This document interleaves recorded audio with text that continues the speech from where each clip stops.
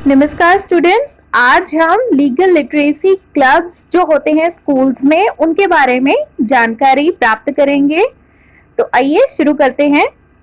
तो बच्चों, ये जो लीगल लिटरेसी क्लब्स होते हैं स्कूल्स में, ये एक्चुअली गवर्नमेंट की तरफ से इनिशिएटिव है कि इनको बनाया जाए, और इनको इसलिए बनाया जाता है ताकि लीगल अवेयरनेस क्रिएट की जाए। बच्चों के अंदर कानून के बारे में जानकारी होनी चाहिए, उनके क्या हक हैं, अगर उनके साथ कुछ गलत होता है, उनके आसपास के लोगों के साथ कुछ गलत होता है, उनके अधिकार छीने जाते हैं, तो उसके लिए बच्चे जो हैं उनको जानकारी होनी चाहिए कि उसके खिलाफ वो क्या कदम उठा सकते हैं। इस चीज के लिए लीगल लिटरेसी क्लब्स बनाए जाते हैं स्कूल्स में।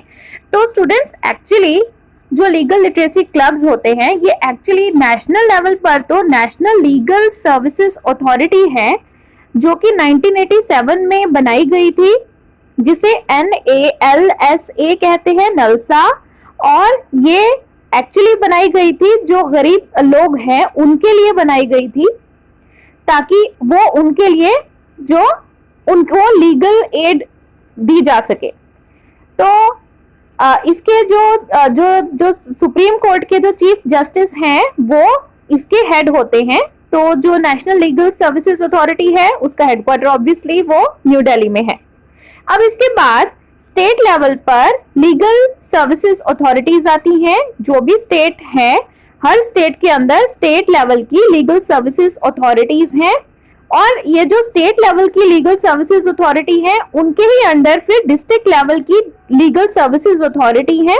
जो स्टेट लेवल की लीगल सर्विसेज अथॉरिटी है उनके जो हेड हैं वो स्टेट के जो चीफ जस्टिस होते हैं वो होते हैं, और जो डिस्ट्रिक्ट लेवल की लीगल सर्विसेज अथॉरिटी है डलसा, इनके जो हेड होते हैं वो होते हैं डिस्ट्रिक्ट जज। तो बच्चों, ये हुई कि इसका जो एडमिनिस्ट्रेटिव स्ट्रक्चर कैसा है। अब हम जानते हैं कि जो लीगल लिटरेसी क्लब्स हैं स्कूल्स में वो फोकस करते हैं बच्चों एक्चुअली 9th से लेके 12th स्टैंडर्ड के बच्चों के ऊपर। तो हर स्कूल में एक लीगल लिटरेसी क्लब होता है, और खास तौर पर सरकारी स्कूल्स में, और इसका एक इंचार्ज होता है, एक टीचर को उसका इंचार्ज बनाया जाता है, और हेडमास्टर भी इसका इंचार्ज होता है। और जो क्लब का जो इंचार्ज होता है वो ये जो लीगल लिटरेसी क्लब है उसके लिए वो एक रजिस्टर भी मेंटेन करता है, जिसमें वो हर महीने जो उसकी एक्टिविटीज उसने जो करवाई है लीगल लिटरेसी से संबंधित, उन एक्टिविटीज का पूरा रिकॉर्ड मेंटेन रखता है। उसके साथ ही उस रजिस्टर में जिन जिन स्टूडेंट्स को मेंबर बनाया गया है लीगल लिटरेसी का, उनके भी नेम्स होते हैं, और जो एक्टिविटीज हुई वो भी उसमें मेंशन होती हैं, और इसके साथ ही जो रेजोल्यूशन पास हुए क्लब में एवरी मंथ वो भी मेंशन किया जाता है। लीगल लिटरेसी क्लब के लिए एक स्पेशली स्कूल के अंदर एक रूम भी अलॉट होता है। उसके अंदर उसी में जाके बच्चों की मीटिंग्स होती हैं, वहीं पर बच्चे कंपटीशन वगैरह करते हैं। और अगर रूम पॉसिबल नहीं है स्कूल के अंदर, तो फिर एक कॉर्नर बनाया जाता है लीगल लिटरेसी क्लब का।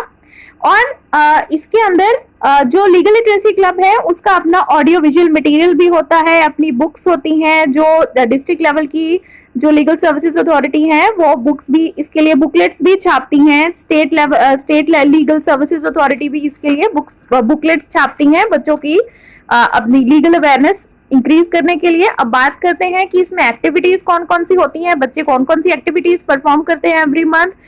बच्चे डिबेट्स कर सकते हैं, ऐसे कंपटीशन कर सकते हैं, पोएट्री कंपटीशन कर सकते हैं, ड्राइंग कंपटीशन हो सकता है। ऐसी एक्टिविटीज बच्चे करते हैं एवरी मंथ इसमें। और ऐसा नहीं है कि केवल बच्चों का ही काम है, जो टीचर इंचार्ज होता है वो भी लीगल लिटरेसी के टॉपिक से संबंधित बच्चों को जानकारी देता रहता है time to time. Every month किसी ना किसी एक टॉपिक के ऊपर वो बच्चों को स्पीच देता है, प्रेयर में भी स्पीच देता है, और बच्चों की लीगल अवेयरनेस को इंक्रीज करता है time to time. District level जो लीगल सर्विसेज की जो अथॉरिटी है उनकी तरफ से भी जो कानून के जानकार हैं वो भी स्कूल्स में विजिट करते रहते हैं, और बच्चों की जानकारी कानून से संबंधित विषयों की बढ़ाते रहते हैं। अब बच्चों, जानते हैं कि टॉपिक्स कौन कौन से होते हैं जो कि लीगल लिटरेसी से संबंधित खास तौर पर होते हैं। खास तौर पर तो जो चाइल्ड लेबर है, चाइल्ड लेबर से रिलेटेड जो भी लॉज हैं वो बच्चों को पता होनी चाहिए ताकि उनका शोषण ना हो सके। चाइल्ड मैरिज से रिलेटेड बच्चों को जानकारी होनी चाहिए, कितनी उम्र तक शादी हो सकती है, कितनी उम्र तक शादी नहीं हो सकती है। और रैगिंग से संबंधित भी बच्चों को पता होना चाहिए कि अगर उनके साथ रैगिंग होती है तो वो क्या स्टेप्स उठा सकते हैं। फीमेल फीटिसाइड है, इसके बारे में तो अवेयरनेस फैलाना बहुत ज्यादा जरूरी है। रोड सेफ्टी के बारे में भी, क्लीनलीनेस के बारे में भी, और पॉस्को एक्ट एक्सेट्रा के बारे में भी। इसके साथ ही जो हमारी कॉन्स्टिट्यूशनल वैल्यूज हैं उनके बारे में भी बच्चों को जानकारी देनी होती है, तो ये भी एक इम्पॉर्टेंट पॉइंट है। और सीनियर सिटीजन्स के जो राइट्स हैं वो भी लिटरेसी क्लब का एक इम्पॉर्टेंट पॉइंट है। डोमेस्टिक वायलेंस एक्ट जो है 2005 में पास किया गया, उसके बारे में भी बच्चों को जानकारी दी जाती है, डॉरी प्रिवेंशन के लिए। और ह्यूमन राइट्स हैं, हमारी कॉन्स्टिट्यूशन की जो फंडामेंटल ड्यूटीज हैं, और जो डिसेबल्ड पीपल हैं उनके क्या राइट्स हैं, ऐसे ही जो डेस्टिट्यूट विमेन एंड चिल्ड्रन है उनके क्या राइट्स हैं, और एनवायरमेंटल इश्यूज हैं, और राइट टू एजुकेशन है, या राइट टू इंफॉर्मेशन भी है, और बच्चों की जो करियर से रिलेटेड गाइडेंस एंड काउंसलिंग है वो भी है, इसके अंदर ही आता है। और पोल्यूशन के अगेंस्ट क्या लॉज हैं वो भी बच्चों को सिखाए जाते हैं। इसी तरह से जो गरीब लोग हैं उनको किस तरह से लीगल एड प्रोवाइड की जा सकती है, ये सब चीजें बच्चों इसके इम्पोर्टेंट टॉपिक्स हैं। और इसके साथ ही न केवल स्कूल लेवल पर कंपटीशन होते रहते हैं, इसके साथ ही ब्लॉक लेवल पर भी कॉम्पिटिशन्स होते हैं, जिसमें कई सारे स्कूल्स एक लेवल पर ब्लॉक पे कम्पीट करते हैं आपस में। और फिर डिस्ट्रिक्ट लेवल पर भी जो डलसा है वो भी कंपटीशन करवाती है, डिस्ट्रिक्ट लेवल पर भी कंपटीशन होते हैं। फिर स्टेट लेवल पर भी कंपटीशन होते हैं, स्टेट लेवल की जो लीगल सर्विसेज अथॉरिटी है वो भी कंपटीशन करवाती है स्टेट लेवल पर भी। और जो डिस्ट्रिक्ट लेवल की जो अथॉरिटी है वो बच्चों को पार्टिसिपेट करने के लिए भी और फर्स्ट सेकंड थर्ड आने पर भी उनको सर्टिफिकेट भी प्रोवाइड करती है। तो आशा करती हूँ आपको लीगल लिटरेसी क्लब्स के बारे में इंट्रोडक्टरी वीडियो आपको अच्छा लगा होगा। पूरा वीडियो देखने के लिए बहुत बहुत धन्यवाद।